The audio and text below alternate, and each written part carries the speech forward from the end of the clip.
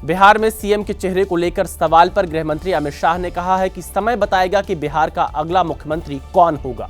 अमित शाह के बयान से सियासी पारा हाई है। एक अखबार को दिए इंटरव्यू में अमित शाह से जब सवाल किया गया कि बिहार में सीएम का फेस कौन होगा, तो उन्होंने कहा यह समय बताएगा कि बिहार का अगला सीएम कौन होगा। हालांकि उन्होंने यह भी साफ किया कि बिहार चुनाव नीतीश कुमार की अगुवाई में ही लड़ा जाएगा। अमित शाह के इस बयान के कई तरह के मायने निकाले जा रहे हैं। अब इस पर सियासत गरमाई हुई है। यह स्पष्ट है पूरी तरह से बीजेपी नीतीश जी को मुख्यमंत्री की कुर्सी से हटाएगी। बिहार है इस बार तैयार, बनाएगी तेजस्वी सरकार।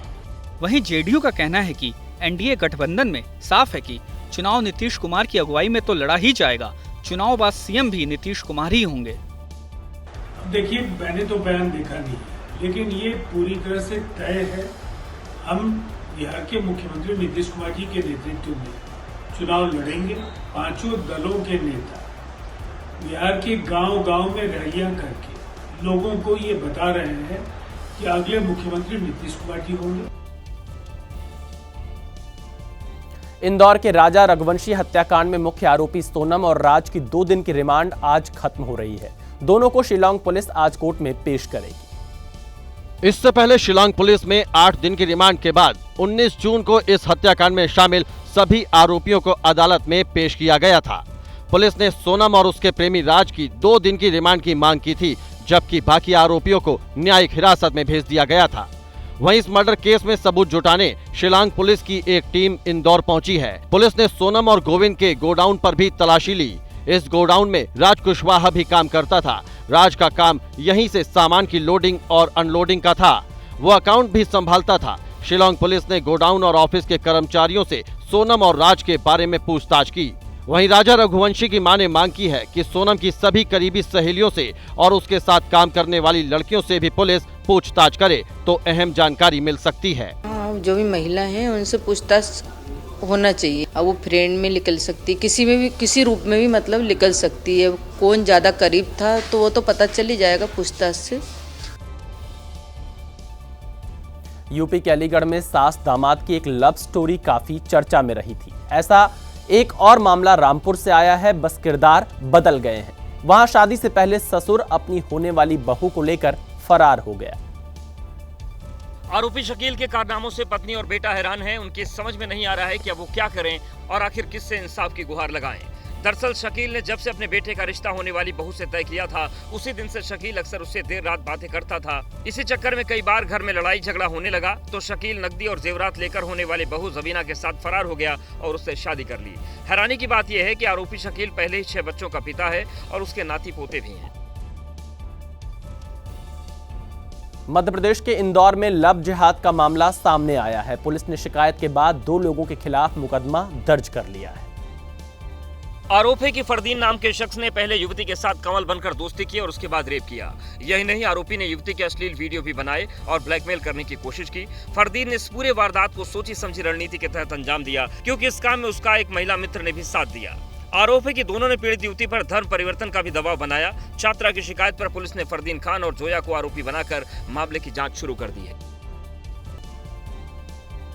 गुरुग्राम पुलिस ने ड्रग्स के रैकेट का भंडाफोड़ करते हुए 7 विदेशी नागरिकों समेत 9 आरोपियों को गिरफ्तार किया है। साथ में 1 करोड़ के ड्रग्स भी बरामद किए। पुलिस की गिरफ्त में दिख रहे ये वही आरोपी हैं जो गुरुग्राम में ड्रग्स का रैकेट चला रहे थे। टेबल पर ड्रग्स और बरामद हुआ सामान बता रहा है कि किस लेवल पर ड्रग्स सप्लाई का काम हो रहा था। पकड़े गए आरोपियों में 7 नाइजीरिया के, 1 नेपाल और 1 मिजोरम की महिला है, जिनसे पुलिस ने 1 किलो 60 ग्राम सुल्फा, 904 ग्राम कोकीन, 2 किलो 34 ग्राम कच्ची कोकीन, 3 इलेक्ट्रॉनिक स्केल्स, 42 फोन बरामद किए। हमें मुखबिर खास ने सूचना दी कि एक नेपाल के रहने वाले हैं जिनका नाम विमल पहाड़ी है। नेपाल में वो पोखरा के रहने वाले हैं और अक्सर नेपाल से आते हैं और हिंदुस्तान से एनडीपीएस यानी कि नशीला पदार्थ खरीद कर नेपाल में महंगे दामों में बेचते हैं। पुलिस ने सभी आरोपियों को जिला अदालत में पेश किया और 1 दिन की रिमांड पर लिया। पुलिस ये पता लगाने में लगी है कि इस रैकेट के तार नेपाल के साथ साथ कहां तक फैले हैं।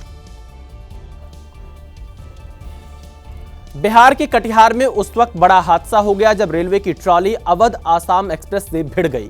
हादसे में एक ट्रॉली मैन की मौत हो गई।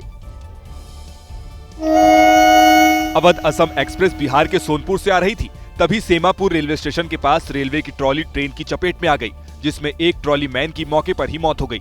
वहीं 3 रेल कर्मी घायल हैं, जिन्हें इलाज के लिए अस्पताल में भर्ती कराया। बताया जा रहा है कि रेलवे कर्मियों की ट्रॉली उसी ट्रैक पर जा रही थी जिससे ट्रेन आ रही थी। टक्कर इतनी जबरदस्त थी कि ट्रॉली ट्रेन में फंस गई और काफी दूर तक घसीटती रही। इस टक्कर ने ट्रेन में सवार लोगों को दहशत से भर दिया, क्योंकि जैसे ही टक्कर हुई अफरा तफरी मच गई। करीब 45 मिनट तक अवध असम एक्सप्रेस ट्रैक पर खड़ी रही। मध्य प्रदेश में मानसून ने अभी दस्तक भी नहीं दी है, लेकिन बारिश ने वहां कहर बरपाना शुरू कर दिया है। नदी नाले उफान पर हैं। इस बीच शिवपुरी में बाढ़ में डूबे एक पुल को पार करते वक्त एक ट्रैक्टर तेज धार में बह गया। ये हादसा तब हुआ जब पानी के तेज बहाव के बावजूद ड्राइवर ने ट्रैक्टर ट्रॉली को पानी में उतार दिया। कुछ दूर तक तो ट्रैक्टर ठीक से गया, लेकिन जैसे ही तेज बहाव के बीच पहुंचा, ड्राइवर संतुलन खो बैठा और देखते ही देखते ट्रैक्टर पानी में समा गया, जबकि ट्रॉली वहीं खड़ी रही।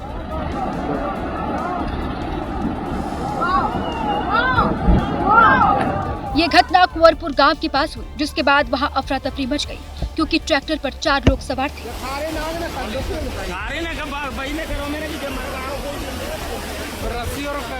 बताया गया कि गांव वालों ने तेजी दिखाते हुए रस्सी की मदद से सभी लोगों को पानी से बाहर निकाल लिया। उधर पश्चिम बंगाल का हाल भी मध्य प्रदेश से अलग नहीं दिखा। कई जिलों में सड़कें और गलियां पानी में डूबी दिखाई दी। लोगों का कहीं आना जाना मुश्किल हो गया है। बारिश की मार की परेशान करने वाली तस्वीर बंगाल के बांकुड़ा से भी सामने आई, जहां एक कार नहर के तेज बहाव में फंस गई। इसकी जानकारी मिलते ही वहां लोगों की भीड़ जमा हो गई और लोगों ने कार को पानी से बाहर निकालने का काम शुरू किया। इसके लिए सबसे पहले एक ट्रैक्टर को मंगवाया गया और फिर रस्सी के एक छोर को ट्रैक्टर और दूसरे छोर को कार से बांधा गया। बाद में ट्रैक्टर की मदद से कार को पानी से बाहर निकाला गया। वहीं बर्दवान में बाढ़ बारिश के बीच हैरान करने वाली एक तस्वीर सामने आई। वहाँ दामोदर नदी का जलस्तर अचानक बढ़ने से रेत से लदे करीब 15 ट्रक नदी में डूब गए।